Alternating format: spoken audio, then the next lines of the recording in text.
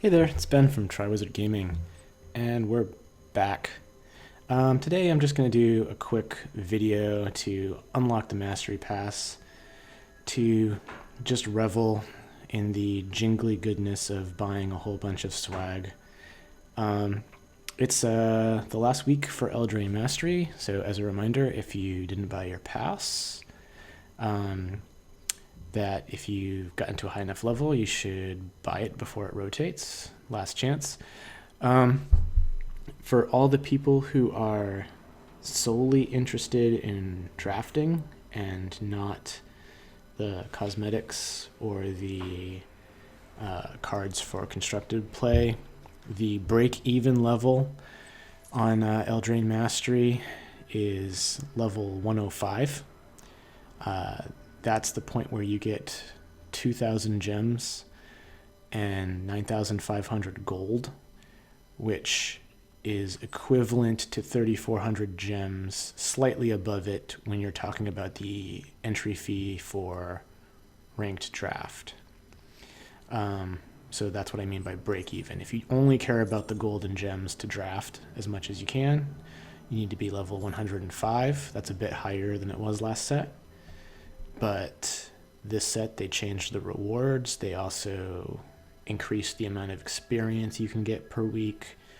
I think this season was a little bit longer than last season, so whatever. They might change it again for the Theros Beyond Death.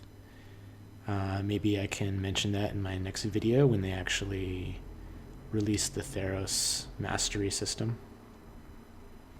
But that's enough talking. Let's just see what we get. Unlock Mastery. Confirm purchase. Yeah. All right.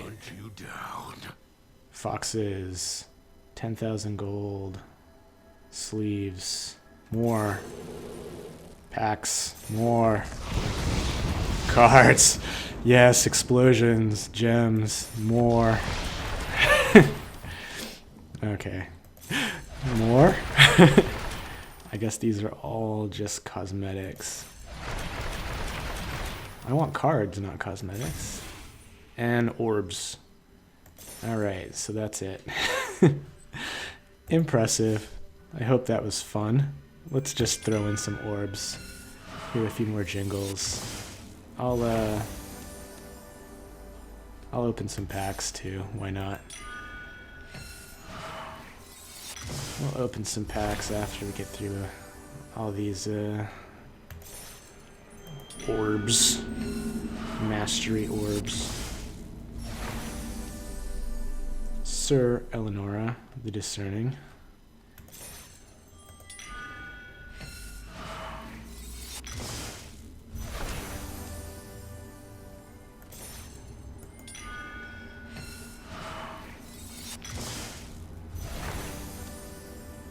So I've been waiting to the end or close to the end to make sure that I hit the break-even point before buying the Mastery. I don't care too much about cosmetics. And I could just buy the pass at the beginning. It's very likely that I was going to hit level 100 or 105 or 10 or whatever. But you never know. Something could come up that don't play arena for a week or two, and you miss out, and then you have to think. If you don't actually hit that level 105, you have to say, is it worth the extra gems to buy however many packs or sleeves or whatever. Of course, if you think the sleeves are amazing. I love this art. This is one of the adventure cards where I like the original art better than the fairy tale art. I love that. He's got like the countryside on his cloak.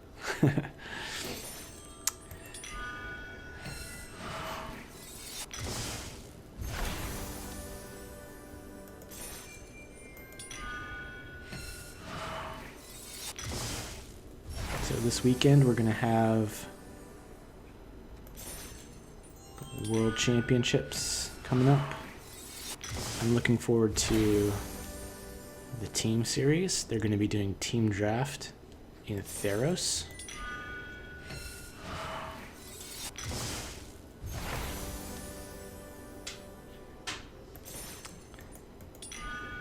I guess that's next weekend, technically. Javier.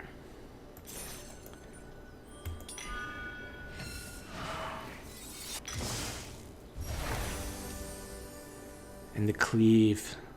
Believe in the cleave. This is like Sasuke's like Chidori sword here with the lightning on it.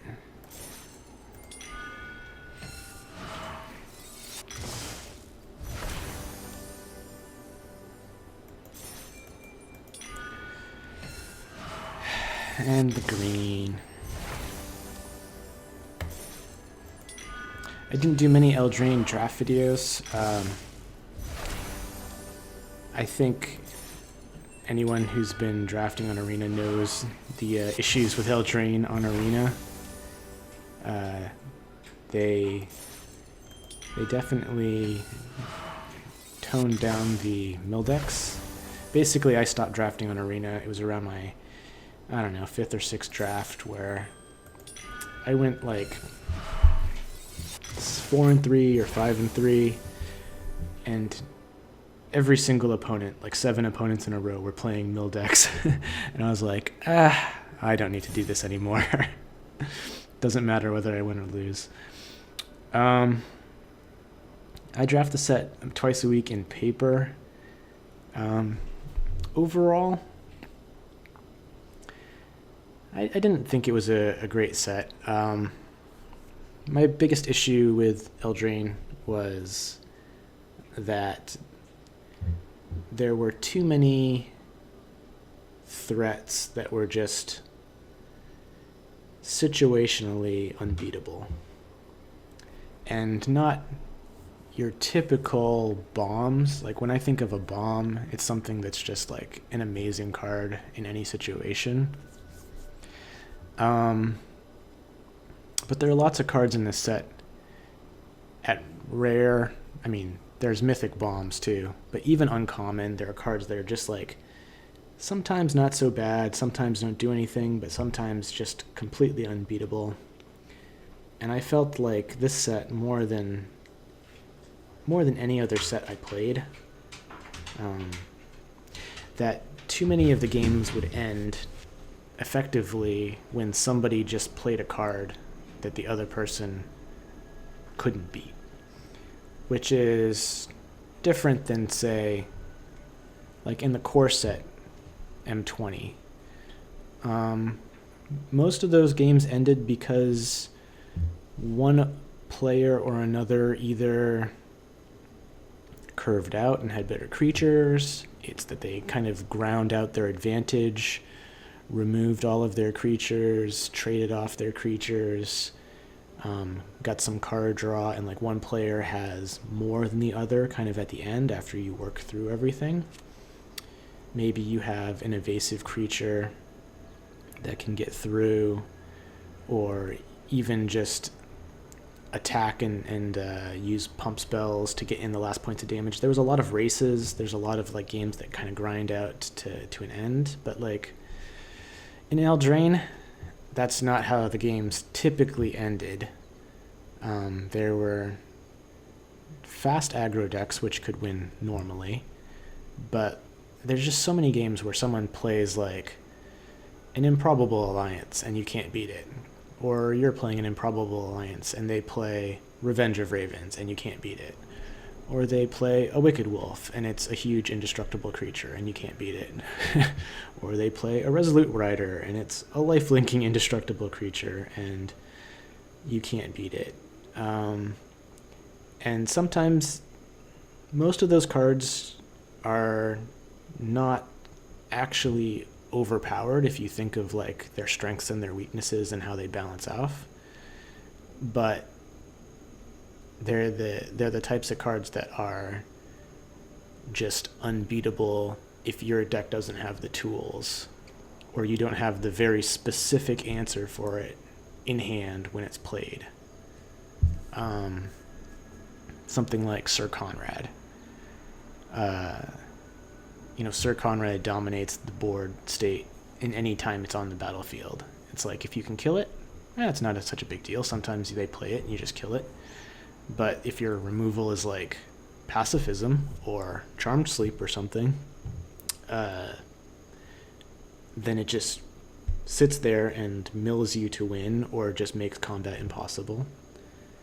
Sometimes Ginger Brute is like a completely useless card that you have to pay mana to deal 1 damage a turn.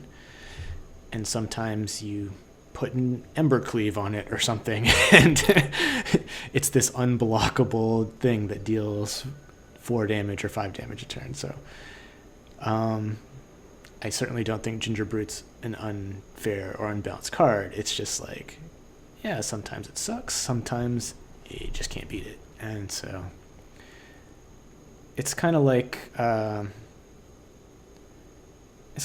you feel when somebody plays like a common like hexproof creature and then like slaps like an aura on it, and you're like, well, this is kind of cheesy. And it's like, well, I can't beat that, you're going to lose some number of games to that. I just feel like this set has a bunch of cards, way more than average, of cards that feel like that when you're playing. And sometimes you play those cards and win. Sometimes they play the cards and win. Overall, not great. I do think that the draft experience was interesting. I think that adding the aspect of rewarding you for being monocolored made some interesting points in the draft. I definitely tried to stay monocolor much more in this format later into the draft to kind of keep my options open more so than I would in other sets. Generally in other sets, I'm trying to look for the best cards in the pack and figure out which color pairs are the most open. And so here you could even say like, oh, this other color seems like it should be open and this card's better, but maybe I'll stay monocolor because I'm hoping to get rewarded by one of those four pip hybrid cards. But yeah, definitely won't miss drafting it. Hopefully Theros is better. We'll take a look at it when it comes in. Let's open a few packs. Let's see. Throne of Eldraine. Let's open some packs. And finish it off. Get some wild cards. We'll need to get some rare wild cards to craft all of those temples in Theros. This card. This is a fair card in limited. Flash unblockable 7/7.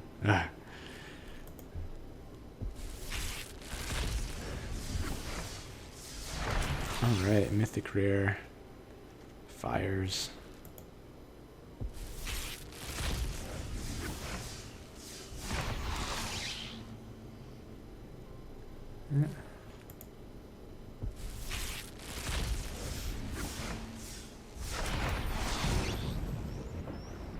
I opened a bunch of these in my drafts. These are good cards, and these are fair cards. These are really good cards, but fair. These cards, not fair. These cards only get played against me. I'm so unlucky. Circle of Loyalty.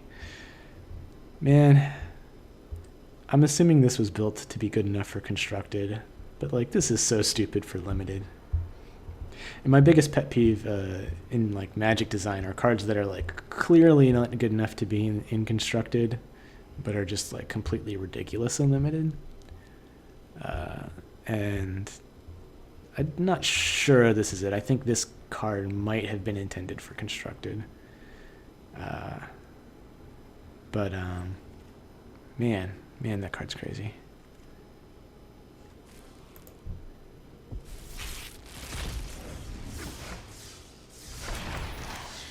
Garrick. Here's another one that's completely bananas and limited.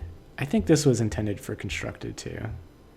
It's just that this, like, if you compare this historically to like every Planeswalker that was printed a year before today and prior, this is actually like a competitive constructed card.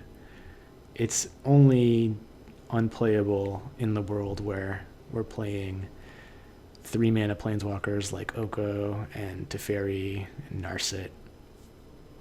And yeah, in today's Magic, doesn't seem like it's good enough to get there. Man, this card is bananas in a draft.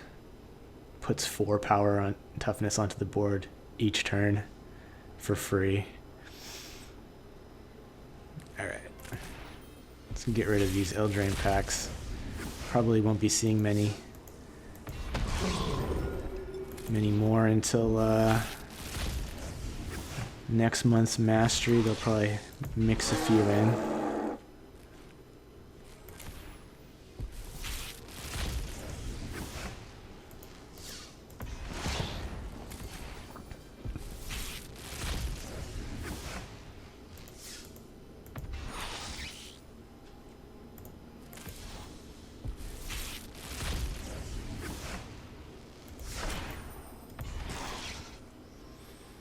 Tick-tock, the midnight clock. This was a fun card. All right, we'll be back soon with some Theros Limited. I'll see you next time.